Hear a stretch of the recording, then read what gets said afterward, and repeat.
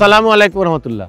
আমি এমন একটা জায়গাতে আছি দেখি আপনার মন খারাপ হইতে পারে। এই জায়গাটা হইল ফেন্সুগইন রোডও ফারাইট চক যেন সিটি কর্পোরেশনের বর্জ্য ফালানি হয়, বাদা ময়লা ফালানি হয়, ও জায়গাটা বাদাউন হিসাবে পরিচিত।